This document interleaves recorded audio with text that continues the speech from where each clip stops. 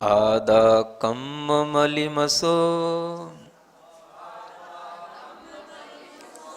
धरे दीपाणे पुणो पुणो अन्ने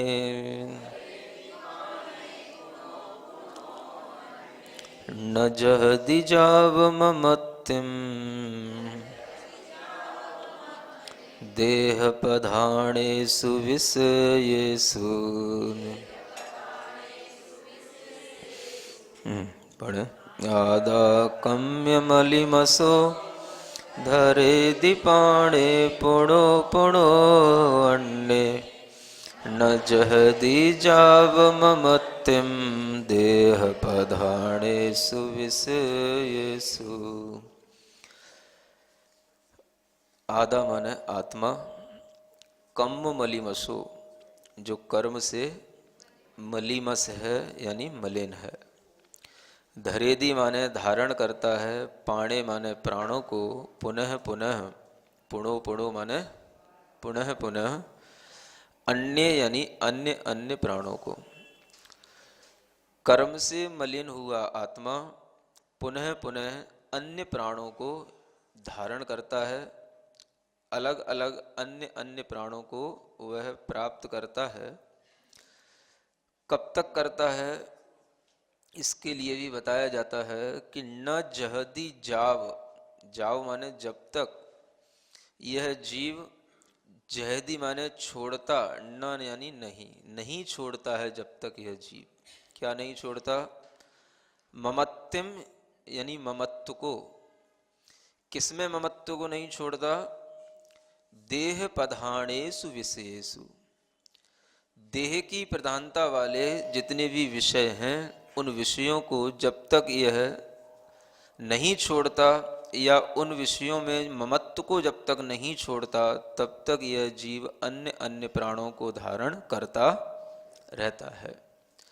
यह प्राणों को धारण करने का अब एक अंतरंग कारण बताया गया कि किस कारण से इस जीव के लिए पुनः पुनः प्राणों की प्राप्ति होती है। उसी को आचार्य महाराज ने पद्यानुवाद में लिखा है।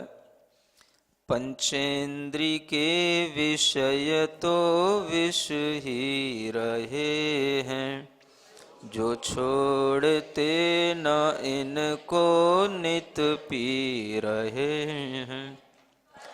कर्माभिभूत वन धर्म बिगाड़ते हैं, तो बार बार तन प्राण सुधारते हैं।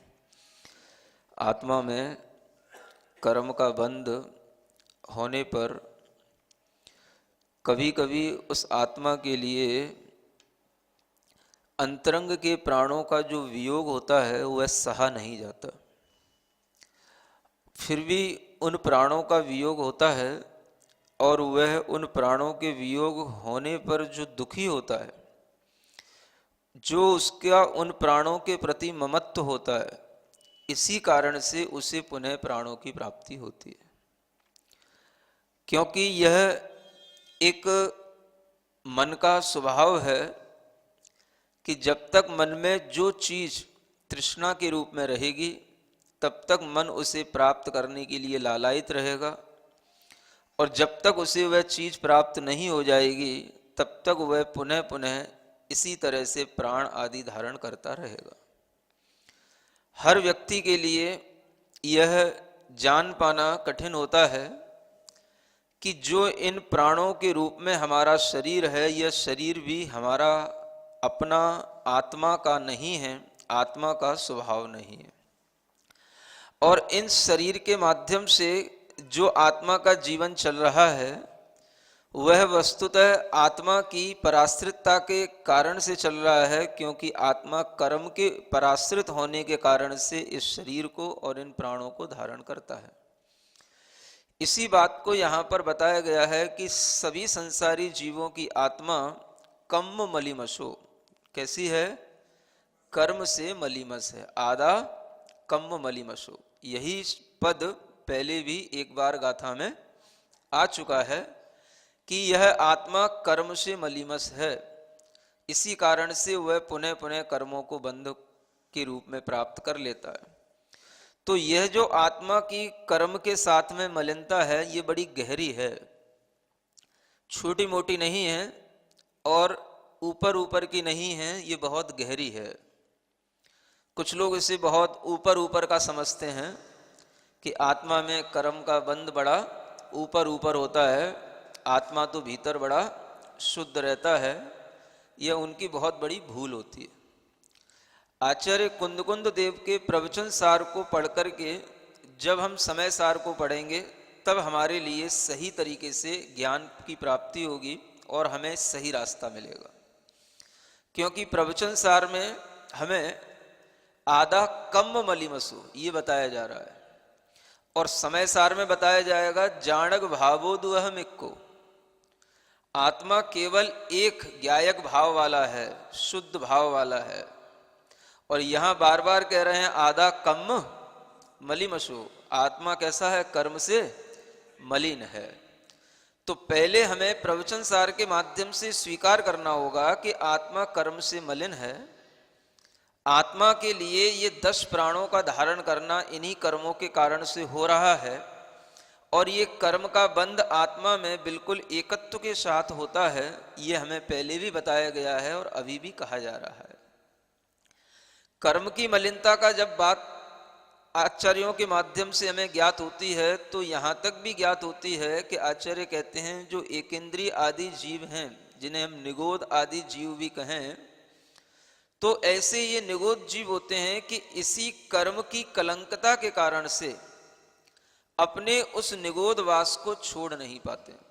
एक बहुत अच्छी गाथा आती है ग्रंथों में, अत्थि अनंता जीवे जेहिण पत्तो तसाण परिणामो भाव कलंक सुपौरा निगोद वासम न मुंचंती। क्या कहा गया इस गाथा में? अत्थि अनंता जीवा, अनंत जीव हैं। कैसे अनंत जीव हैं? जेहिण पत्तो तसाण परिणामो, जिन्होंने त्रस पर्याय को अभी तक प्राप्त नहीं किया है। क्या प्राप्त नहीं किया? त्रस पर्याय। अनंत काल बीत चुका है और अनंत बीतता जाएगा जिन्होंने अभी तक त्रस पर्याय को प्राप्त नहीं किया, माने एक इंद्रिय के अलावा उन्हें कभी 2 इंद्रिय आदि पर्याय की प्राप्ति नहीं हुई। और वह निगोद जीव, उनके लिए ही कहा जाता है कि निगोद वासम न मुंचंती। निगोद वास को, निगोद उनका एक आवास बना हुआ है, एक स्थान बना हुआ है, उस निगोद वास को वो छोड़ते नहीं है। क्यों नहीं छोड़ते हैं? तो एक बहुत अच्छी उसमें बात लिखी है, भाव कलंक सुपौरा। भाव कलंक की पौरा माने प्रचुरता होती है।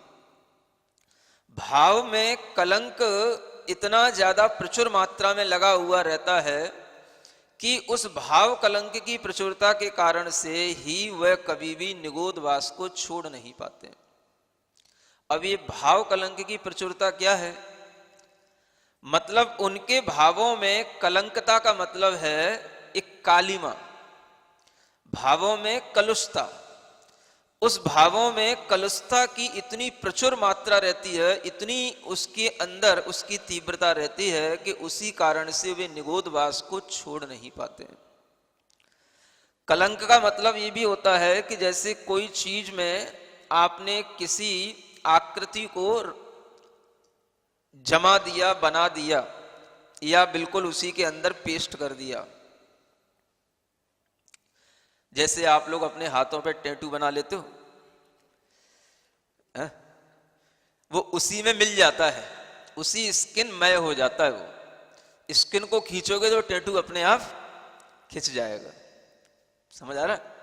उसको अब आप अलग से हटा नहीं, अलग से उसको हटा करके अब आपके लिए अपनी स्किन को देख पाना मुश्किल होगा, क्योंकि वो उस पर बन चुका है। कलंक का मतलब भी ऐसा ही होता है, अपना नहीं है लेकिन दूसरी चीज जो अपने ऊपर आकर के मिल गई वो ऐसी एकमेक हो गई कि उसके बिना अब वह अपना कोई भी भाव दिखा नहीं पा रहा है।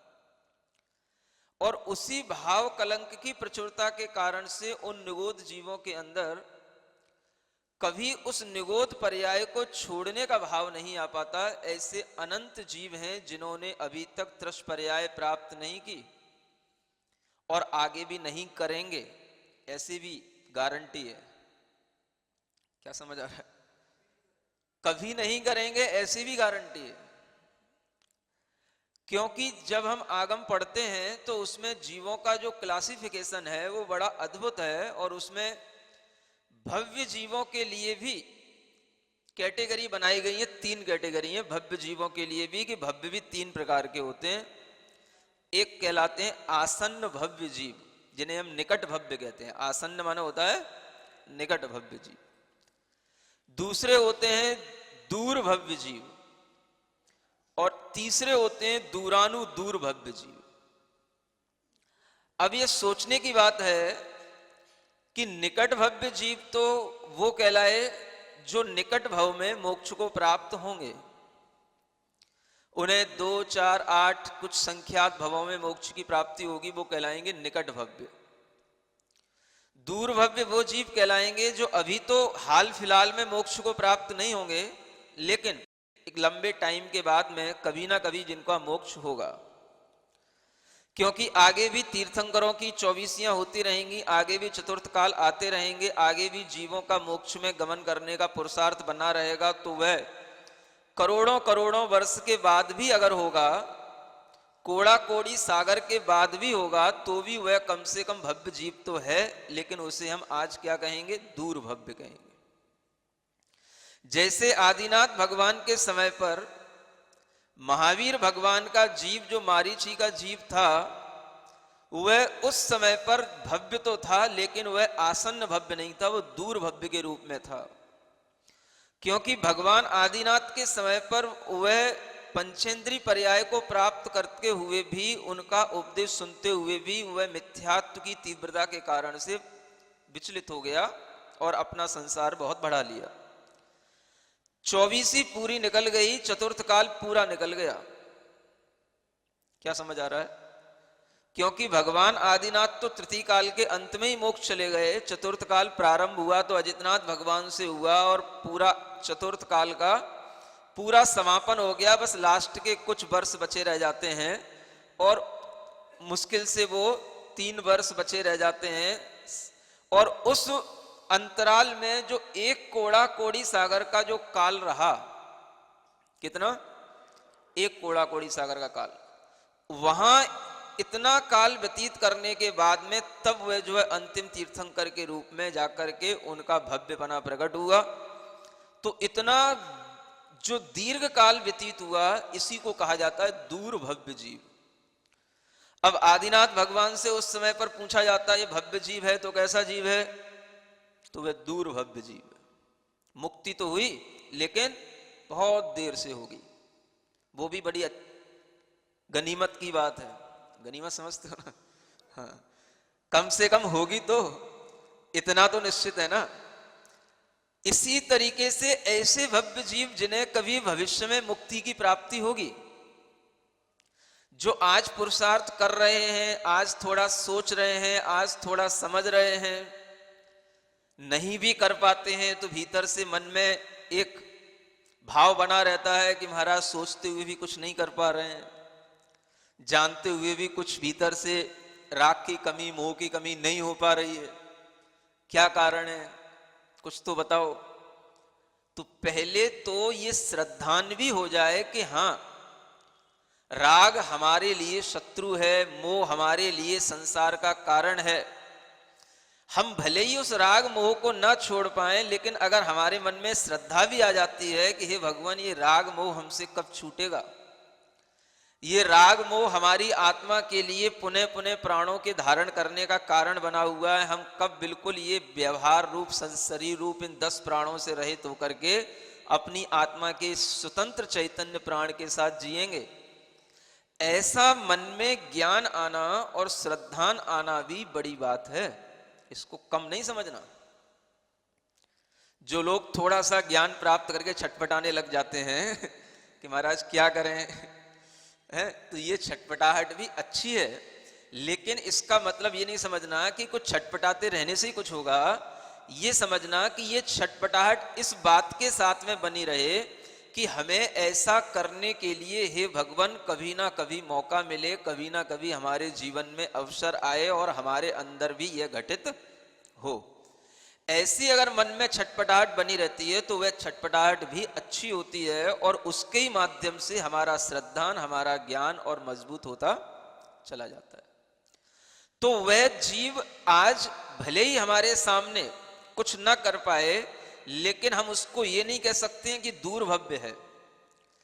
इस छटपटाहट के कारण से वो निकट भव्य भी हो सकता है। आज वह वर्तमान में कुछ नहीं कर पा रहा है, लेकिन उसने श्रद्धान पक्का बना लिया, अपना आस्था बिल्कुल दृढ़ बना ली कि ये शरीर आदि मेरी आत्मा के विभाव भाव हैं और ये सब मेरे लिए मुझसे भिन्न पुद्गल के परिणाम हैं। ऐसा जब उसके मन में दृढ़ श्रद्धान बन जाता है तो वह जीव भी 2-4 भवों में अपनी उसी श्रद्धा के कारण से मुक्ति को प्राप्त कर लेता है, तो वह भी निकट भव्य होता है। मतलब आज के समय पर कोई भी भव्यप्पा है, माने भव्यात्मा है, तो वह निकट भव्यप्पा भी हो सकता है, निकट भव्यात्मा भी हो सकता है, और दूर भव्यप्पा। भव्यप्पा जानते हो? भव्य आत्मा को प्राकृत में भव्यप्पा बोलते हैं। हाँ, भव्यप्पा, अप्पा माने आत्मा। तो वह भव्य आत्मा निकट भी हो सकता है और दूर भी हो सकता है, लेकिन ये दोनों ही आत्माएं अच्छे हैं, क्योंकि इनका कभी ना कभी इस संसार से मुक्ति प्राप्त करने का इनका पुरुषार्थ बनेगा और ये अपने जीवन में इन सब राग द्वेष मोह को छोड़ करके कभी ना कभी मुक्ति को प्राप्त करेंगे। ये दोनों ही जीव कल्याण कारक जीव हैं, कल्याण के पात्र हैं, लेकिन तीसरी जो क्वालिटी है जिसे कहते हैं दूरानुदूर भव्य, क्या बोलते हैं? दूरानुदूर भव्य। ये ऐसे जीव होते हैं कि हैं तो भव्य जीव, लेकिन इन जीवों को कभी भी त्रस पर्याय की प्राप्ति नहीं होगी, इन जीवों को कभी भी मोक्ष नहीं होगा।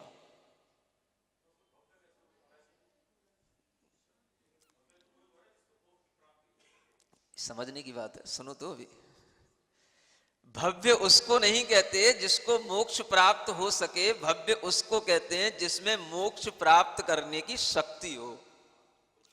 शक्ति हो, लेकिन शक्ति व्यक्त हो जाए जरूरी नहीं है। शक्ति होना अलग बात है और उसकी अभिव्यक्ति होना अलग बात। शक्ति है इसीलिए वो भव्य है, यानी भव्य जीव है, भले ही उसके लिए कर्मों का आवरण इतना अधिक है कि उसे कहा गया भाव कलंक सुपौरा, भाव कलंक की उसके अंदर प्रचुरता है, लेकिन वह अभव्य नहीं है। आएगा वो भव्य की ही क्वालिटी में है, लेकिन वह अभव्य नहीं है, क्योंकि उस अभव्य के अंदर की जो शक्ति है वो कभी व्यक्त नहीं होगी, और इस भव्य के अंदर की जो शक्ति है वो कभी व्यक्त नहीं होगी। अब एक और चीज सुनो, फिर अंदर क्या रहा भव्य में और अभव्य में? अभव्य के अंदर तो वह प्राप्त करने की योग्यता ही नहीं है, लेकिन इसमें योग्यता है, लेकिन इस योग्यता की कभी अभिव्यक्ति नहीं होगी। क्या समझ आया? अभव्य में मोक्ष जाने के लिए योग्यता नहीं है, लेकिन भव्य में योग्यता है, लेकिन उस योग्यता की कभी उसे प्राप्ति नहीं होगी, वह उसके लिए कभी भी योग्य बन नहीं पाएगा। क्या समझ आया?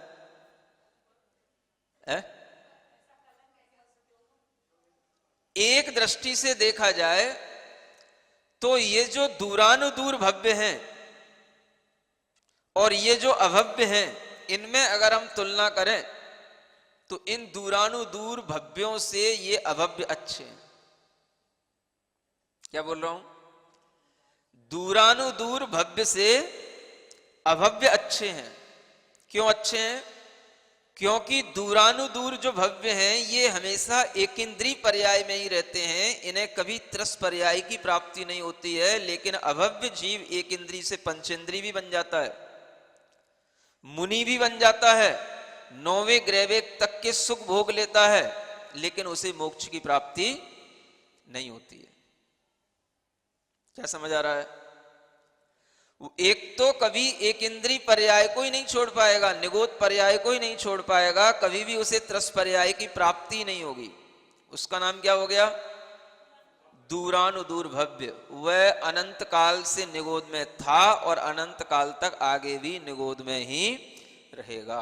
भाव कलंक की इतनी प्रचुरता है कि वह उस कलंक से कभी भी बच नहीं सकता। उसके अंदर कर्मों का इतना अधिक प्रभाव पड़ा हुआ है कि वह उसका प्रभाव कभी हल्का नहीं होगा। एक दिन बताया था ना कि कर्मों के प्रभाव जब हल्के होते हैं तब हमें एक इंद्रिय से 2 इंद्रिय 3 इंद्रिय आदि पर्याय प्राप्त होती है, लेकिन इसके लिए ऐसी स्थिति है कि इसके कर्मों का प्रभाव कभी हल्का होगा ही नहीं। भव्य है लेकिन कभी भी 2 इंद्रिय 3 इंद्रिय बनेगा ही नहीं, त्रस राशि में आएगा ही नहीं। इसको व्यवहार राशि बोलते, माने इस राशि में आने के बाद में इस जीव के लिए ये चांस पड़ जाते हैं, मिल जाते हैं कि उसे कभी ना कभी देवशास्त्र गुरु का सानिध्य मिल जाए। अभव्य को देवशास्त्र गुरु का सानिध्य मिल जाएगा, लेकिन दूरानुदूर भव्य को कभी देवशास्त्र गुरु का सानिध्य भी नहीं मिलेगा। समझो आप, उस भव्य से ये अभव्य अच्छा है? अच्छा तो है ही है, क्या दिक्कत है? अरे वो एक इंद्रिय पर्याय में ही अनंत काल तक पड़ा रहेगा, ये कम से कम पंचेंद्रिय तो बनेगा। देवशास्त्र गुरु को देखेगा तो मानेगा नहीं, बात अलग है। कम से कम पंचेंद्रिय बनकर के कुछ पंचेंद्रिय के सुख तो भोगेगा। वो तो एक इंद्रिय पर्याय में ही पड़ा हुआ है, उसे तो होश ही नहीं है, सुत्ती नहीं है कि कहां पड़ा है, कैसे उसका बेहोशी में ही पूरा समय निकल रहा है। ये फिक्स पना तो अपने आप शुरू से क्या, जब से अनादि काल से जीवों का इस तरीके से परिणमन चलता रहता है, तो उन जीवों में कुछ जीव दूर भव्य होते हैं, कुछ निकट भव्य होते हैं, कुछ दूरानुदूर भव्य होते हैं। ये सब स्वभाव से ही पड़े रहते हैं, इन्हें कोई बनाने वाला नहीं, इन्हें कोई वहां से निकालने वाला नहीं। लेकिन इस परिणति को जो देखने वाले तीर्थंकर हैं, उनसे हमें ज्ञात हो जाता है कि हां, ऐसा जीवों का परिणमन चलता है। अब इस संसार में व्यवहार राशि में जो हमें जीव दिखाई देते हैं, इनमें भव्य जीव होते हैं, अभव्य जीव दोनों होते हैं। लेकिन अभव्य जीव थोड़े होते हैं, भव्य जीव ज्यादा होते हैं। और भव्यों में सब तरीके के भव्य हो सकते हैं, दूर भव्य भी हो सकते हैं, निकट भव्य भी हो सकते हैं, लेकिन दिखने वाले कोई भी दूरानुदूर भव्य नहीं होंगे, क्योंकि दूरानुदूर भव्य तो एक इंद्रिय निगोद में ही रहता है। ऐसी विषय पाषाण में सोना होता है, और उस पाषाण में सोना निकालने के लिए बहुत से ऐसे पाषाण होते हैं जिनको सुनार के पास तक पहुंचा दिया जाता है, और जिनके अंदर से स्वर्ण निकलने की प्रक्रिया शुरू हो जाती है, या भविष्य में होगी, ऐसी भी संभावना बनी रहती है।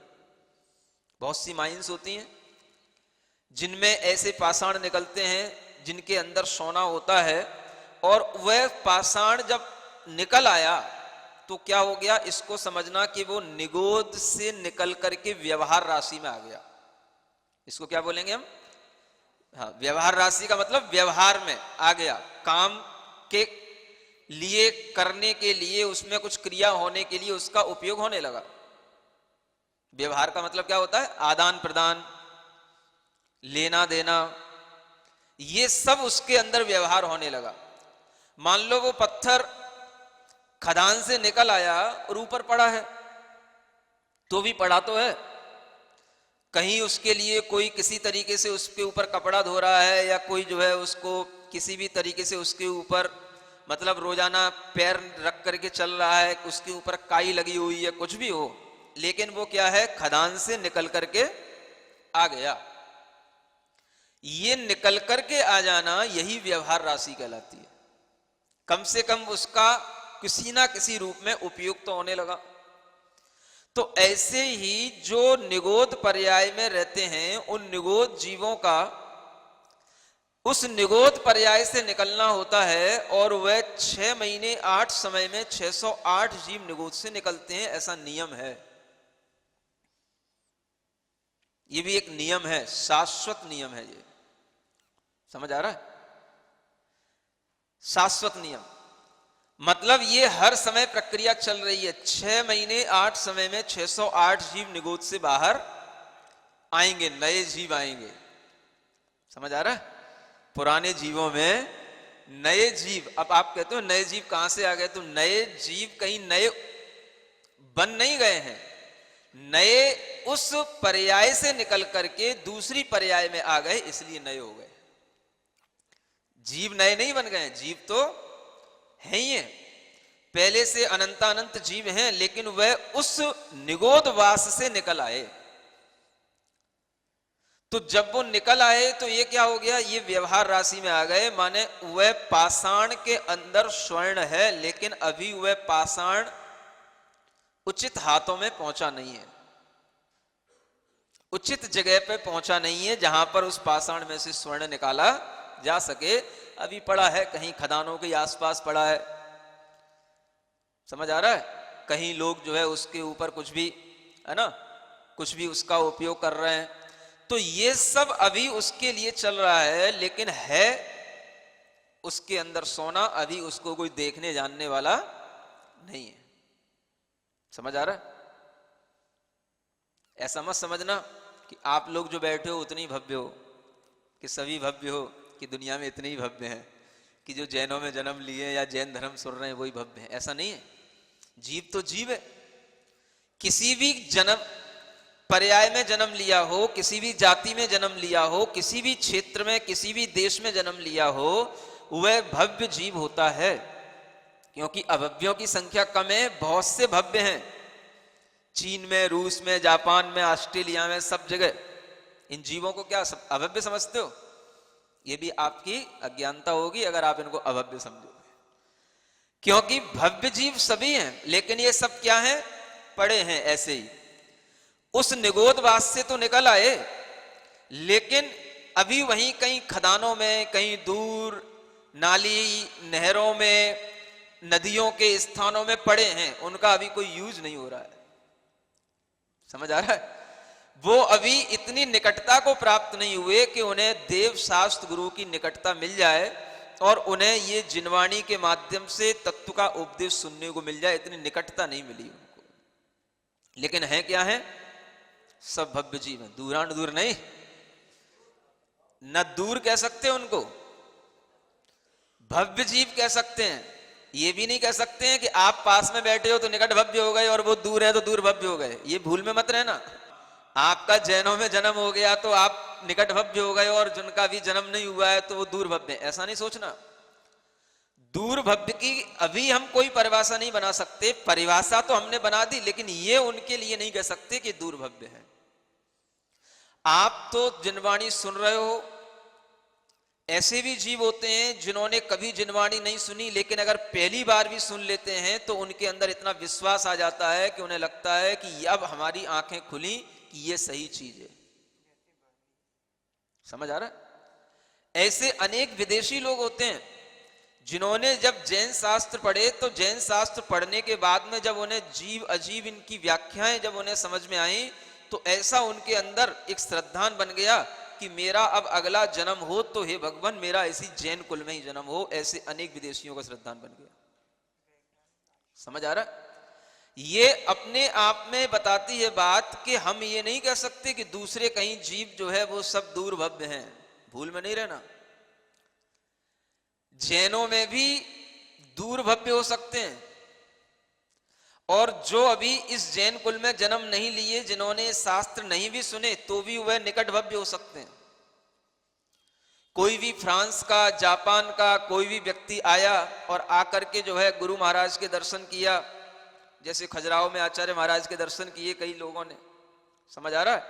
अब दर्शन करके श्रद्धा बन गई, हाँ साधु ऐसे होते हैं। समझ आ रहा है? उनके दिमाग में बात आ गई कि देखो नग्न साधु ऐसे होते हैं, दिगंबर साधु ऐसे होते हैं, उनके लिए ऐसी तपस्या करने से अब उनका जो है आत्मा की शुद्धि होती है। तो उनके मन में अगर किसी ना किसी रूप में भी दिगंबर साधु के प्रति श्रद्धा बैठ गई तो उनका निकट भवों में कल्याण निश्चित है। उन्होंने अगर एक नियम भी एक दिन का भी ले लिया कि हम हफ्ते में एक दिन शाकाहारी रहेंगे, तो भी आप इसे कम नहीं समझना। आप जैन होकर के भी अगर फास्ट फूड और तमाम तरह के जंक फूड, चाइनीज फूड खा करके आप जो है भ्रष्ट हो रहे हो या मांसाहारी बन रहे हो, तो आपके लिए वो जैन धर्म पर के लिए कलंक है। लेकिन वो लोग अगर एक दिन का भी जो है त्याग करते हैं तो वो उनके लिए निकट भव्यता का सूचक है। ये भी ध्यान रखना। क्यों? क्योंकि उनकी जो परिस्थिति है उस परिस्थिति में वो बड़ी मुश्किल से एक दिन का भी नियम का अनुपालन कर पाएंगे, तो वह उनकी बड़ी श्रद्धा की बात होगी। एक दिन कौए के मांस का त्याग करने के लिए कहा गया, एक दिन चतुर्दशी को चांडाल के लिए जो है हिंसा नहीं करने को कहा गया, तो इतने में उसका नाम शास्त्रों में छा गया। नहीं समझ आ रहा? और आप अहिंसक बने बैठे हो, अहिंसा अड़ुव्रत लिए बैठे हो और आपका कोई नाम लेने वाला नहीं है? और चांडाल ने एक चतुर्दशी का नियम लिया और उसका नाम आचार्य समंतभद्र महाराज और सभी आचार्यों ने उसको शास्त्रों में लिख दिया है। समझ आ रहा है? क्यों? क्योंकि उसके लिए ऐसी परिस्थितियां नहीं है और उन परिस्थितियों के बीच में भी वह इतना काम करने के लिए अपना मन बनाया है, अपना श्रद्धान किया है, तो उसके लिए ये बहुत बड़ा धर्म है और उसके लिए ये बहुत बड़ी श्रद्धा की परिणति है, जो उसे अगले जन्म में या इसी जन्म में पूर्ण शाकाहारी बना सकती है और बना देगी। अगले जन्म में भी उसका जन्म इतना अच्छी जगह पे हो सकता है कि उसे दिगंबर गुरु का सानिध्य मिले। आज उसने केवल जो है एक छोटा सा नियम लिया, अगले जन्म में वह और ज्यादा बड़े व्रतों का पालन कर सके, ये भी उसके अंदर उसकी श्रद्धा में आ सकता है और उसके लिए लाभ मिल सकता है। इसलिए दुनिया में जितने भी जीव हैं उनमें हम किसी के लिए ये नहीं कह सकते हैं कि ये दूर भव्य हैं और ये निकट भव्य हैं। आप निकट में रहकर के भी धर्म को अलग तरीके से ग्रहण कर सकते हो। कसायों की निर्मलता नहीं हुई, अहंकार अपना कम नहीं हुआ, परिग्रह की लालसा कम नहीं हुई, कलुषताएं मन की कम नहीं हुई, मिथ्यात्व भीतर से ढीला हुआ नहीं। क्या समझ आ रहा है? तो क्या कर लिया फिर? धर्म प्राप्त करके क्या कर लिया? जो हमें यहां करना चाहिए था वो हमारी योग्यता यहां के लिए कुछ और है, और अगर हम उस योग्यता के हिसाब से नहीं कर रहे हैं तो ये हमारा जीवन माइनस में जा रहा है, इसकी माइनस मार्किंग हो रही है। समझ आ रहा है? क्योंकि आप इसके योग्य थे और योग्य होकर के भी आपने एग्जाम नहीं दिया, इंटरव्यू नहीं दिया, तो क्या होगा? आपके लिए उस योग्यता का कोई मूल्यांकन नहीं हुआ। और जिनके अंदर योग्यता नहीं है वो अगर कभी कभार ऐसे स्थिति को प्राप्त कर लेते हैं और उनके अंदर श्रद्धा आ जाता है, तो वह भी निकट भव्य दूर भव्य जीवों में उनकी गिनती हो जाती है। लेकिन जो सामने बैठे हों वो सभी निकट भव्य हों ऐसा नहीं कहा जा सकता। किसी जीव के लिए कुछ नहीं कहा जा सकता। इतना कहा जा सकता है कि ये दूरानुदूर भव्य नहीं है। समझ आ रहा है? अब ये बात अलग है कि आपको इस बात में भी प्रसन्नता हो जाए कि महाराज निकट भव्य ना सही, दूर भव्य सही, लेकिन भव्य तो है। तो वह भव्यपना भी निश्चित तब होगा जब आपके अंदर इस तरीके की छटपटाहट हो, एक इस तरीके के आपके अंदर मन के अंदर भाव हो कि हे भगवान मुझे इन संसार के दुखों से मुक्ति मिले, मुझे इन कर्मों से मुक्ति मिले और मुझे मेरी शुद्ध चेतना का स्वभाव प्राप्त हो। ये जब आपके दृढ़ श्रद्धा में आएगा तो आप समझना कि ये भव्य का सही लक्षण है। अब ये आपकी अपनी अपनी परख की बात है। अभव्य जीव भी होते हैं, वो सब धर्म सुनते हैं, सब धर्म करते भी हैं, समझ आ रहा है? इतना धर्म कर लेते हैं कि मुनि महाराज भी बन करके बड़ी बड़ी तपस्या कर लेते हैं, लेकिन फिर भी उनके लिए भीतर से श्रद्धा की परिणति नहीं पैदा हो पाती, क्योंकि वो उनके लिए योग्यता ही नहीं है भीतर से। क्या समझ आ रहा है? भीतर उनके वह योग्यता है ही नहीं, इसीलिए वो अभव्य हैं, क्योंकि उनके अंदर कभी भी सम्यक दर्शन प्रकट होगा ही नहीं। उनकी वह योग्यता ही नहीं है कि वो सम्यक दर्शन प्राप्त कर सकें। इसलिए उन अभव्य जीवों के लिए बाहर से तो सब कुछ लाभ मिल जाता है, लेकिन भीतर से उन्हें कुछ भी लाभ की प्राप्ति नहीं होती, और बाहर से जितना कर लेते हैं उसी से उन्हें जो पुण्य मिलता है उसी से वो संसार के सुख और स्वर्ग के सुख भोग लेते हैं। तो सब तरीके की बातें ओवरऑल नॉलेज होनी चाहिए। किसी के लिए कोई गारंटी नहीं है, भव्य के लिए भी अभव्य के लिए भी, और भव्य में भी कौन निकट भव्य है कौन दूर भव्य है इसका भी कोई गारंटी नहीं है। ये सब चीजें हमें इस उदाहरण से ही ध्यान में रखनी पड़ेंगी कि एक पाषाण तो ऐसा है कि जो खदान में पड़ा है और पड़ा ही रहेगा। अब कुछ पाषाण ऐसे भी हैं, जैसे मान लो कुलाचल पर्वत हैं। अब उन कुलाचल पर्वतों के नीचे की जो भूमि है उसमें जो पाषाण पड़े हैं उनमें जो सोना होगा वो कौन निकालने जाएगा वहां से? सुमेरु पर्वत के नीचे जो भूमि है, जो पाषाण होंगे उनमें जो स्वर्ण पड़ा है उन पाषाणों उन्हें कौन निकालने जाएगा? वो उनको कौन खोदेगा? वो कभी नहीं खोदेंगे। ऐसे ही दूरानुदूर भव्य जीव समझना कि जिनके अंदर स्वर्ण पाषाण की तरह योग्यता तो है, लेकिन उन्हें कभी भी उससे निकलने की योग्यता नहीं मिलेगी, निकल नहीं पाएंगे। ये कौन हो गए? ये दूरानुदूर भव्य हो गए। समझ आया? उसमें से निकल आए, लेकिन अभी उचित द्रव्य क्षेत्र काल भाव नहीं मिला, घूम रहे हैं दुनिया में। ये सब कौन हो गए? निकट भव्य और दूर भव्य।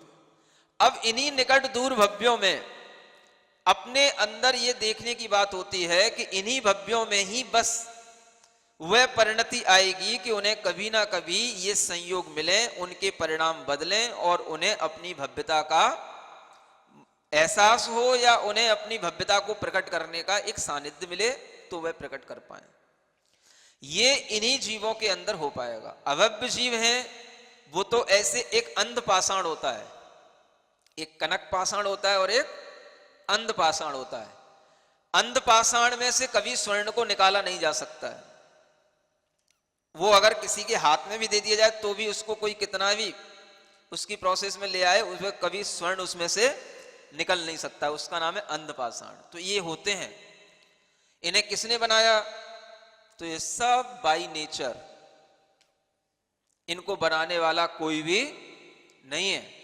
ये अपने आप जीवों का जो स्वभाव है, जीवों का जो परिणमन है, उसी को देख करके भव्य प्राणी के अंदर आता है कि अनंत जीव हैं, और उन अनंत जीवों के साथ में अगर हमारा व्यवहार होता है तो कुछ थोड़े से जीवों के साथ होता है, और उसी व्यवहार में हम पुनः मोह राग द्वेष के माध्यम से अपने कर्मों को और बांध लेते हैं, जिससे कि हमारा संसार और आगे बढ़ता चला जाता है। अब अगर मान लो कोई दूर भव्य है तो दूर भव्य की क्या कोई लिमिट तो ही नहीं है। जब एक कोड़ा कोड़ी सागर का काल हमें सामने सामने देखने में आ रहा है, कितना एक कोड़ा कोड़ी सागर माने असंख्यात वर्ष का काल हो जाता है, उससे पहले भी तो वो जीव होगा। तो दूर भव्य की कोई लिमिट तो है ही नहीं है। तो दूर भव्य भी बहुत दूर दूर दूर तक भी खिंचता चला जा सकता है। एक 24 निकल गई, इसमें उसका कल्याण नहीं हुआ। हम लोग अपने बारे में सोचें, हमारे पीछे भी तो अनंत 24 निकल चुकी हैं। अनंत तीर्थंकर 24 तीर्थंकर अनंत हो चुके हैं, लेकिन हमारा कल्याण अभी तक नहीं हुआ है। तो हम भी तो उनकी दृष्टि से तो हम भी अभी आज दूर भव्य हैं। समझ आ रहा है? लेकिन ऐसे भी जीव हैं जिन्हें आज भी ये ज्ञान नहीं हो रहा है कि हमारे पीछे अनंत तीर्थंकर निकल गए और हमें अपना कल्याण करना चाहिए। तो वो भी जो है और ऐसी असंख्यात 24 अनंत काल उनके लिए भी बीत जाएगा, तब उसके बाद में उन्हें याद आएगा। तो ये जीवों का तो ये सिलसिला ऐसा चलता ही रहेगा। जीवों को तो अब किन्हीं किन्हीं तीर्थंकरों के तीर्थ में किसी ना किसी रूप से कभी ना कभी किसी ना किसी को कोई ना कोई इस तरीके से उन्हें सौभाग्य सानिध्य मिला करेगा। लेकिन ये दूरभव्य जीव होंगे तो उस दूरभव्य जीव की कोई लिमिट हम जो है नहीं बना सकते हैं। है भव्य जीव, दूरभव्य है, लेकिन वह बहुत लंबे समय के बाद भी कोई मोक्ष जाने की पात्रता रखता ही रहेगा। आज मान लो वो एक इंद्रिय पर्याय में पड़ा है वो, लेकिन वो दूरभव्य है। क्या समझ आ रहा है? आज वो 2 इंद्रिय पर्याय में पड़ा, 1 इंद्रिय 3 इंद्रिय पर्याय में पड़ा है, लेकिन दूरभव्य है। तो उसका वह दूरभव्यपना कभी ना कभी प्रकट होगा। और आज जो है, जो इस भव्य पर्याय में होकर के भी, पंचेंद्रीय पर्याय में होकर के भी जो है वो भव्यपना अपने अंदर रखते हुए बिल्कुल बेखबर है। किससे बेखबर है? अपने स्वरूप को जानने में, अपने स्वभाव को जानने में, संसार के स्वभाव को जानने में, धर्म के स्वभाव को जानने में। तो क्या हो सकता है? अगर वह न जहती जाओ ममत्तिम देह पधाणेषु विशेषु, देह की प्रधानता वाले, मतलब देह जिसमें मुख्य है, और देह में ममत्व, और उस देह के आश्रित जो 5 इंद्रिय के विषय उनमें ममत्व अगर वो नहीं छोड़ता है तो वह पुनः पुनः प्राणों को धारण करता ही रहेगा। पंचेंद्रीय पर्याय का भी एक काल निश्चित है। क्या समझ आ रहा है? त्रस पर्याय का भी एक काल निश्चित है। 2000 सागर काल तक ही, वो 8 बार कुछ नहीं है, इतने काल तक ही यह जीव इस पंचेंद्रीय पर्याय को प्राप्त करता है या त्रस पर्याय को प्राप्त करता है। अगर ये 2000 सागर का काल पूरा हो गया, माने त्रस पर्याय का काल पूरा कर लिया, कैसे करते हुए? धरेदि पाणो पुणो पुणो अन्य पुणो पुणो अन्य पुणो पुणो अन्य पुनः पुनः अन्य, अन्य माने नए नए दूसरे दूसरे प्राणों को धारण करता रहा। ये प्राण छूटे दूसरे मिले, दूसरे छूटे तीसरे मिले, ऐसे जन्म जन्म तक ये प्राण मिलते रहे। तो ये जो पीछे काल चल रहा है, ये गिनती हो रही है आपकी, कितना काल निकल गया? 2000 सागर का ये काल पूरा हो गया तो उसके बाद में नियम से एक इंद्रिय पर्याय में जाना ही है। ये भी निश्चित है, ये भी निश्चित है। ऐसा नहीं है कि हम मनुष्य हैं तो मनुष्य बनते रहेंगे। त्रस पर्याय में भी रहना कठिन है, और उस पर्याय के इस काल के भीतर अगर पुरुषार्थ कर लिया तो वह मुक्ति को प्राप्त कर लेगा, और अगर नहीं किया तो वह जो है पुनः पुनः प्राण धारण करते करते जब ये त्रस पर्याय का काल प्राप्त पूरा कर लेगा तो एक बार तो उसे स्थावर पर्याय प्राप्त करनी पड़ेगी, भले ही जो है उसमें से फिर जल्दी निकल आए, ये अलग मैटर है। लेकिन ये त्रस पर्याय की जो कंटिन्यूटी है ये एक बार ब्रेक होगी 2000 सागर के बाद में, और ये काल अगर पूरा होने के बाद में उसे एक इंद्रिय पर्याय में जरूर जाना ही होगा, कोई नहीं रोकने वाला। ये सब स्वभाव से हो रहा है। उसके परिणाम उसे उस दशा में ले जाएंगे कि वह एक इंद्रिय पर्याय का बंद कर लेगा, इतनी कसाई करेगा, इतना हिंसा करेगा, इतना परिग्रह करेगा कि उसे एक इंद्रिय पर्याय में जाना ही पड़ेगा। ऐसे उसको बंद हो जाएंगे। तो एक तो यह है कि पंचेंद्रीय पर्याय में भी घूम घूम करके, त्रस पर्याय में भी घूम घूम करके अपना पूरा काल व्यतीत कर लेता है, और फिर जाकर के एक इंद्रिय पर्याय में चला जाता है, और फिर जाकर के फिर पंचेंद्रीय त्रस फिर बन सकता है। ये सब चलता रहता है, ट्रांसमाइग्रेशन इन 4 स्टेट्स। स्टेट जानते हो? जीव की ये 4 राज्य हैं। स्टेट बोलते हो ना आप, यूपी, एमपी, दिल्ली, छत्तीसगढ़, ये 4 राज्य हैं आपके। आपके मतलब हर जीव के, कि वह इन 4 गतियों में ही भ्रमण करता रहता है। स्टेट्स माने गति भी होती है, और स्टेट माने राज्य भी होता है। समझ आ रहा? इन्हीं में हमारा साम्राज्य बना हुआ है। तो इन्हीं 4 गतियों में ही बस ये घूमना होता है, इन्हीं में जो है उसका भ्रमण होता है, और इन्हीं 4 गतियों के माध्यम से उसके लिए कभी त्रस कभी स्थावर ऐसी पर्याय प्राप्त होती हैं। तो जब ये त्रस पर्याय का काल पूरा हो जाएगा तो स्थावर पर्याय में नियम से जाना पड़ेगा। अब ये बात अलग है, वहां पर वो थोड़े समय के लिए रहे, कितने ही कम समय के लिए रहे, लेकिन एक बार ये कंटिन्यूटी तो ब्रेक होती है।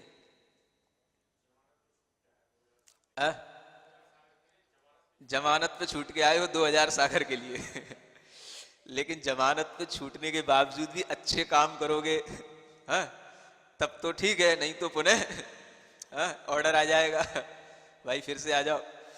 तो ये भी ध्यान में रखने की बात है। और ये सब, अब आप कहो कि ये सब क्या है, फिक्स है, तो हाँ एक तरीके से सब फिक्स ही है, लेकिन ये फिक्स करने वाला कोई नहीं है। उस जीव के परिणाम ऐसे होते जाएंगे, क्योंकि जब वो जीव इतने दीर्घ काल तक इन पर्यायों में रह करके भी कुछ नहीं कर पाएगा, तो उसके अंदर की ये कर्म की मलिनता इतनी बढ़ जाती है कि वो अपने आप उन्हीं एक इंद्रिय आदि पर्यायों को प्राप्त कर लेता है। तो एक तरीके से हमें उसके अंदर भी इसी तरीके का पुरुषार्थ दिखाई देता है, और एक तरीके से हम देखें फिक्स है तो फिक्स भी है।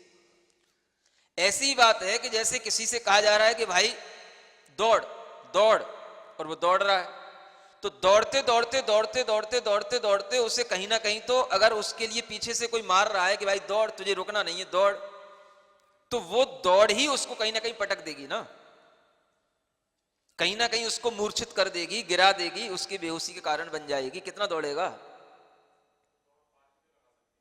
समझ आ रहा है? वो दौड़ पार तो तब लगा सकती है जब उसे ये पता हो कि इस घेरे के अलावा भी कहीं हमें दौड़ने निकलने का कोई रास्ता है। अगर उसे ये पता हो तो, और उससे कहा जा रहा है कि इसी ग्राउंड में दौड़ दौड़ दौड़ दौड़, और वो उस ग्राउंड के बाहर नहीं निकल पा रहा है, और उसके पीछे कर्म पड़े हुए हैं, हंटर चल रहा है, तो उसी में दौड़ेगा, उसी में मरेगा, और उसके बाद उसकी वही गति होगी जो कहा जा रहा है। पार तो तब निकले जब उसे कहीं पता हो। दौड़ते दौड़ते, मान लो उस ग्राउंड के अंदर हमने कहीं 4 सेक्शन बना रखे हैं, यहां से तू निकल सकता है, समझ आ रहा है, और उसको दौड़ाया जा रहा है, बताया नहीं गया है, तू अपनी दृष्टि से देख ले, जहां तेरे को समझ में आए बस वहीं से निकल जाना। अब वो दौड़ते दौड़ते उसे वो सेक्शन पार हो गया, उसे समझ नहीं आया, फिर अगले सेक्शन तक गया, वो भी समझ में नहीं आया, वहां से अगले पर पहुंचा, वो भी समझ में नहीं आया, दौड़ते ही रह जाएगा। है निकलने की जगह, लेकिन पता भी तो हो कि कहां से निकलना है। तो ऐसी ही इस आत्मा की परिणति होती रहती है। इसीलिए आचार्य कहते हैं जब तक यह विषयों में जो देह की प्रधानता वाले, माने शरीर इसमें मुख्य है, क्योंकि शरीर में पहले ममत्व पैदा होता है। कल भी आपको बताया, अंतरंग का कलुष, अंतरंग का राग, अंतरंग का मोह सबसे पहले कहां रिफ्लेक्टेड होगा, शरीर में। मैं ऐसा हूं, ये मेरा शरीर, मैं ही मोटा हूं, मैं ही पतला हूं, मैं माने आत्मा। समझ आ रहा है? वो ये नहीं कहेगा कि ये आत्मा के लिए कर्म के बंध से प्राप्त होकर के ये पुद्गलों का प्रचय समूह इतना इकट्ठा हो गया कि मेरी जो है यह मनुष्य पर्याय की मुझे प्राप्ति हुई है, कर्म के फल से हुई है, ये मेरी आत्मा का मुख्य स्वभाव नहीं है, ऐसा उसके ज्ञान में नहीं आएगा। वो क्या कहेगा, यही मैं हूं बस। ये जो भीतर एक अहंकार की परत जमी रहती है, इसे अन्य दर्शनों में अहंकार कहा जाता है। समझ आ रहा है? माने भीतर वह चित्त तक पहुंचते हैं, और चित्त के बाद एक अहंकार ले आते हैं, जो अहंकार ही उनके लिए संसार का कारण बना रहता है। अन्य दर्शनों में कर्म की फिलॉसफी नहीं है, उनका लास्ट कहां हो जाता है, अहंकार पे जाके, और अपना लास्ट कहां होता है, कर्म पे जाके। तो वो अहम भी यही काम कर रहा है कि मैं ये हूं, मैं डॉक्टर हूं, मैं इंजीनियर हूं, मैं सीए हूं, मैं ये छोटा हूं, मैं बड़ा हूं, मैं अमीर हूं, मैं गरीब हूं, मैं मोटा हूं, मैं पतला हूं, ये अहम ही वो कर रहा है। और यही यहां कहा जा रहा है कि जो भीतर मिथ्यात्व है, उस मिथ्यात्व के उदय से जो उल्टी बुद्धि आ रही है, वो भी यही कर रही है। अंदर की फिलॉसफी में अंतर है, लेकिन जो बाहर मैनिफेस्टेशन हो रहा है वो सबका बिल्कुल एक जैसा सबको पकड़ में आ रहा है, वो सब समझ रहे हैं कि ये क्या चल रहा है। तो यही अहम जो है उसके लिए कहता है कि बार बार ये देह मेरी है, ये देह मेरी है, इसके कारण से, इस देह की प्रधानता से उसे कभी इससे ममत्व छोड़ने का कभी भी भाव नहीं आता। वो सबसे ममत्व छोड़ सकता, लेकिन अपनी देह से नहीं छोड़ेगा। दूसरे पहाड़ों में जाके बस जाएगा, हिमालय में जाके बस जाएगा, दुनिया में गुफा में जाकर के रह लेगा, लेकिन वहां पर भी देह को कष्ट देगा, सब तरीके की देह से साधना भी करेगा, लेकिन देह से ममत्व नहीं छोड़ेगा, क्योंकि वो ये चाह रहा है कि इस देह से भी हमें ये मिले, इस देह से भी हमें ये मिले, जैसा हम चाह रहे हैं इस देह से हमें ये मिल जाए। अन्य लोग भी होते हैं ब्रह्मचर्य की सिद्धि करते हैं, सुन रहे हो, आप तो कुछ नहीं करते हो। ऐसे अनेक अजैन लोग होते हैं जिनके लिए भी ब्रह्मचर्य की मौलिकता पता होती है, ब्रह्मचर्य की सिद्धि करते हैं। अनेक ऐसे बाबा होते हैं जो एकांत में गुफाओं में हिमालयों पर रहते हैं, बहुत थोड़ा खाते हैं और अपना जीवन जो है पूरा का पूरा बिल्कुल ऐसा ही निरपेक्ष होकर के, परिग्रह से रहित होकर के, संसार की भीड़ से दूर होकर के निकालते हैं। वैसे बहुत से लोग हैं दुनिया में, भूल में नहीं रहना। लेकिन उनके अंदर भी देह के साथ में ममत्व छोड़ने की बात नहीं। देह को तपाना अलग बात है और देह से ममत्व छोड़ना अलग बात है। देह को तपाते हुए भी इस देह को तपाएंगे तो हमें ये सिद्धि होगी, इस देह के साथ में हम ये हठ योग करेंगे, ये कठिन आसन लगाएंगे, इस देह के साथ में हम ऐसा प्राणायाम करेंगे तो हमारी कुंडली जागृत होगी, तो हमें ऐसी सिद्धि हो जाएगी। इस भावना के कारण से वो देह को भी कष्ट देंगे, देह के साथ भी सब तरीके की प्रक्रिया अपनाएंगे, लेकिन वह देह से ममत्व नहीं छोड़ पाएंगे। देह से ममत्व छोड़ना एक अलग ही चीज है। वो जो कर रहे हैं वो देह से तप रहे हैं, हर तरीके से देह को कष्ट देंगे, लेकिन किसके लिए? इससे हमें यह सिद्धि मिलेगी, इससे हमें यह प्राप्त होगा। ये नहीं कि इससे हमारी आत्मा की कर्म की निर्जरा होगी, या आत्मा की हमारी शुद्धि होगी, या इससे हमें संसार के बंधनों से मुक्ति मिलेगी। हमें क्या मिलेगा? मान लो जैसे किसी को ब्रह्मचर्य का पालन करना है, तो ब्रह्मचर्य का पालन भी देह की आसक्ति के साथ हो सकता है। एक बहुत बड़ी बात बता रहा हूं आपको, कैसे? वह तरह तरह से जो है ब्रह्मचर्य की साधना करेगा, क्योंकि उसको मालूम है ब्रह्मचर्य की साधना से अलग तरीके की सिद्धियां प्राप्त होती हैं। तो वो किसके लिए करेगा? कि मुझे इन दैवी सिद्धियों की प्राप्ति हो। हाँ, ऐसे कई लोग होते हैं। हाँ, सब तरीके की उनके पास में सिद्धियां होती हैं। आपने रामकृष्ण परमहंस का नाम सुना हो, समझ आ रहा है? वो कहते थे हमारे पास 8 सिद्धियां हैं। बताते नहीं थे, वो उपयोग नहीं करते थे। जिनका शिष्य हुए विवेकानंद, समझ आ रहा है? ये भी ब्रह्मचर्य में कठोर थे विवेकानंद। इनके जीवन का एक वाकया है कि एक बार गुजरात में ये भ्रमण करते करते एक ऐसी जगह पहुंच गए जहां पर एक आश्रम था, जहां पर और साधु रहते थे। तो उन्हीं साधुओं के पास में पहुंच गए। तो उन साधुओं के पास में पहुंचने के बाद में उन साधुओं ने कहा कि कभी तुमने स्त्री सुख भोगा है? तो उन्होंने कहा नहीं। तो बोले यहां पर हमें वो स्त्री सुख भोगने के लिए भी मिलता है। साधु थे, साधुओं का आश्रम था, तो वहां पर जो है इस तरह की उनके लिए धर्म की ही साथ में व्यवस्था है पूरी। बोले आज हम तुम्हें उस सुख को भी दिलाएंगे। ये तो डर गए एकदम से, बोले हम कहां फंस गए। तो इन्होंने जो है कोई वहां से जो है अपना पत्राचार करके और कुछ जो है वहां से निकलने की स्कीम बनाई और वहां से वो निकल गए। मतलब इतना उनको ब्रह्मचर्य के प्रति भाव था। और बाकी सब साधु जो वहां आश्रम में रहते थे वो सब इसी तरीके से स्त्री सुख के साथ सब साधना करते हैं। कोई के हो, कहने का मतलब यह है दुनिया में बहुत कुछ हो रहा है, तुम्हें कुछ पता नहीं होता है। हम ये बताना चाह रहे हैं कि ये व्रत भी, ये संयम भी, तपस्या भी देह की ममत्व के साथ चलती रहती है। अगर ब्रह्मचर्य का भी पालन कर रहे हैं तो उसके लिए भी अभी हमें यह ज्ञात नहीं है कि इससे हमें क्या मिलना चाहिए या इसकी साधना क्यों करनी चाहिए और क्यों की जाती है। ब्रह्म का मतलब वह हमारी परम शुद्ध आत्मा, जिसमें हमें रमण करने के लिए ब्रह्मचर्य का पालन करना है, तो हमें वैसे एक सुख का त्याग करना होता है। लेकिन बहुत से लोग केवल इसलिए कि बस हमारा नियम है, हमें ब्रह्मचर्य से रहना है, इसलिए ब्रह्मचर्य से रह आते हैं। उन्हें उससे मतलब नहीं है कि इस ब्रह्मचर्य का लाभ क्या और इस ब्रह्मचर्य से हमें क्या प्राप्त करने का लक्ष्य होना। तो देह की प्रधानता रखते हुए भी ब्रह्मचर्य का पालन हो सकता है, यूं कहने का मतलब है। विषयों से दूर होकर के भी ब्रह्मचर्य का पालन हो सकता है, लेकिन फिर भी ये जरूरी नहीं है कि वह अपनी आत्मा की मलिनता को कम करने के लिए ब्रह्मचर्य का पालन कर रहा हो। उसे इसी में सुख मिले कि मैं जितना अधिक अच्छे ढंग से इस संयम का ब्रह्मचर्य का पालन करूंगा, उतना ही मुझे जो है अच्छी दैवी शक्तियां प्राप्त होंगी और उससे जो है लोगों में मेरी मान्यता बढ़ेगी। अगर वह इस भावना से करेगा तो आचार्य कहते हैं ख्याति पूजा लाभ की भावना से किया गया धर्म कभी भी धर्म की कोटि में नहीं आता है। तो ये एक बड़ी चीज है कि जो कुछ भी करना कर्म की मलिनता को कम करने के लिए करना। ये आत्मा कर्म से मलीमस है। शरीर की साधना भी बहुत हो जाती है, बहुत तरीके के हठयोग होते हैं, बहुत तरीके के आसन, बहुत तरीके की प्राणायाम होते हैं और बहुत तरीके की क्रियाएं होती हैं जिनसे सब कुछ कंट्रोल कर लेते हैं, अपने मन को, अपनी इंद्रियों को। अनेक ऐसे साधु हैं, समझ आ रहा है। और कोई भी उनके लिए रोग नहीं होंगे, क्योंकि शरीर की मन की साधना करेंगे बिल्कुल निरोग रहेंगे, सब कुछ करते हैं, लेकिन फिर भी देह की प्रधानता से जो ममत्व है वो ममत्व उनका उस देह से छूटता नहीं। ये एक बड़ी चीज है। इसी कारण से वह प्राण पुनः पुनः मिलते रहते हैं।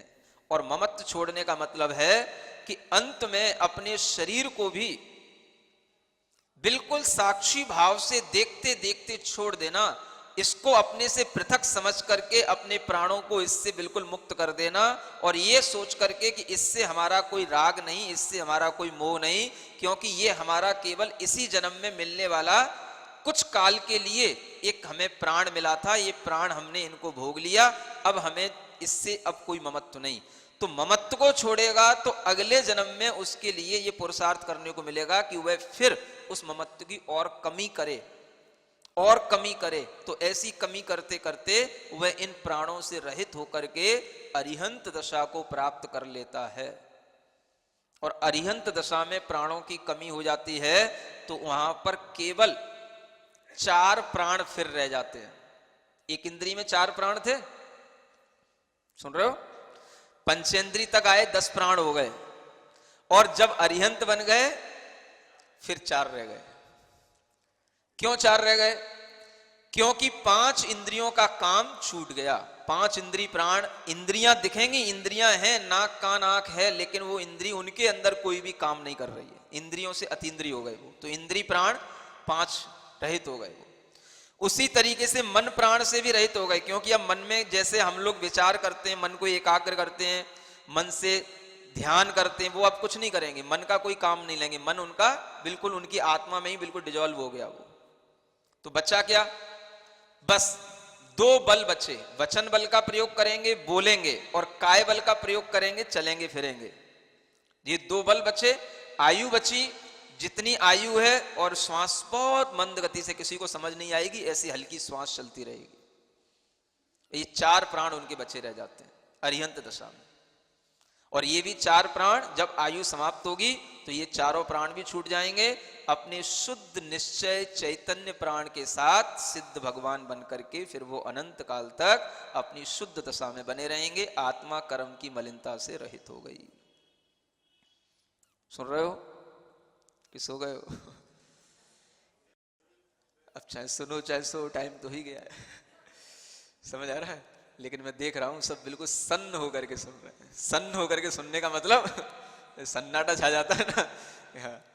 तो ऐसा ही जो है ये बहुत बड़ा विज्ञान है कि इसको हम अन्य अन्य जगहों पर भी अन्य अन्य तरीके की साधनाएं तो करेंगे, लेकिन कभी भी आत्मा की शुद्धि करने के लिए जब तक हमारा लक्ष्य नहीं होगा तो वह साधना हमारे लिए फलीभूत नहीं कहलाएगी। ये कहने का मतलब था। अब वो जीव हैं, मान लो उन्होंने उस भाव में साधना कर ली, सुन रहे हो, लेकिन उन्हें ये उपदेश नहीं मिला कि देह से ममत्व को छोड़ना, लेकिन उन्होंने सब कर लिया। देखो पातंजलि ने भी यम नियम आसन ये सब अष्टांग योग में रखा है। क्या सुन रहे हो? पातंजलि समझ रहे हो? अब तो तुम बस ये खेल खिलौने और ये खाने पीने में ही पातंजलि का नाम समझ रहे हो, हैं? बाबा रामदेव ने पातंजलि को इतना व्यापक कर दिया है कि बस पातंजलि का घी, पातंजलि का तेल, पातंजलि का आटा, समझ आ रहा है? तो वस्तुतः ये तो एक योग शास्त्र था। योग शास्त्र को बनाने वाले पतंजलि हुए, उन्होंने भी यम नियम से योग की शुरुआत की है।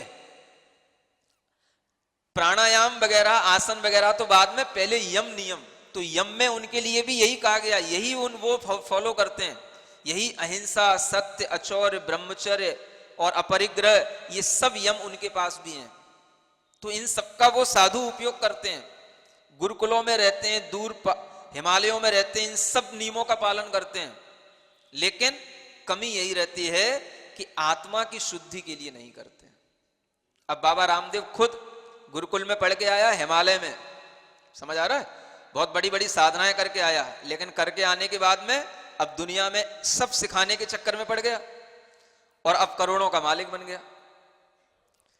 शरीर तो बिल्कुल ऐसा कि जब आचार्य महाराज के पास आया था तब हम भी वहीं संग में ही थे, महाराज भी, तो वहां पर जब चर्चा हो रही थी आचार्य महाराज से, तो उस समय पर उससे कहा कि रात्रि में भोजन नहीं करना, तो वो कहता है रात्रि में तो भोजन महाराज में वैसे ही नहीं करता, क्योंकि मुझे रात्रि में भी सिखाना पड़ता है, तो मुझे केवल फलों से ही मेरा काम चलता है। तो वो कह रहा था कि मैं कई सालों से फलों पर ही जीवित हूं, अन्न नहीं लेता हूं, समझ आ रहा है। तो फिर आचार्य महाराज ने कहा कि भाई रात में भी हमें कुछ ना खाना पड़े ऐसी कोशिश करना।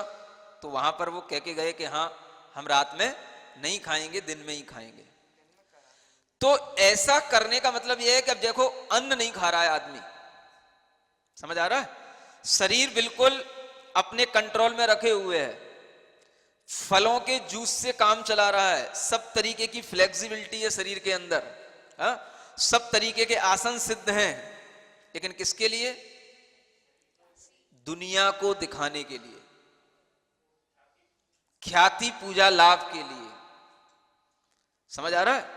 ये एक इतना बड़ा काम है कि ये भीतर का भाव जब तक नहीं छूटता तब तक आचार्य कहते हैं तुम मोक्ष मार्ग के लायक नहीं हो। तो दूसरों का लाभ होने के साथ साथ खुद अपने लिए भी तो आरंभ परिग्रह का बोझ बढ़ता जा रहा है ना। आज करोड़ों का मालिक कौन है? किसका नाम आएगा? है? जो बड़ी बड़ी कंपनियां अपनी होल्ड में ले रखी हैं, हा? तो इन सबका ऑनर कौन? तो बस, तो जिसके मालिक पने पर ये चीजें आएंगी तो वहीं पर स्वामित्व आ गया, स्वामित्व आ गया, वो हमारा परिग्रह हो गया। तो हमने साधना की थी अपरिग्रह की पहले जंगलों में, अब हम आकर के यहां पर फिर परिग्रही बन गए, समझ आ रहा है। तो वो क्यों हो गया? क्योंकि हम आत्मज्ञान से शून्य थे। इसी को आचार्य कहते हैं बाल तप, आत्मज्ञान से शून्य। शरीर की साधनाएं अलग बात है, मन की साधनाएं अलग बात है, सब होता है, लेकिन आत्मज्ञान से शून्य होकर के जब तक किया जाता है तब तक इसका लाभ कर्मों की निर्जरा, संस्कारों के क्षय के लिए नहीं होता। तो ये पुनः पुनः ये संसार बना ही रहता है, समझ आ रहा है। सत्य तो सत्य है, किसी के लिए बुरा नहीं कहा जा रहा है, लेकिन ये दुनिया में चल रहा है, होता है, सबके साथ होता है।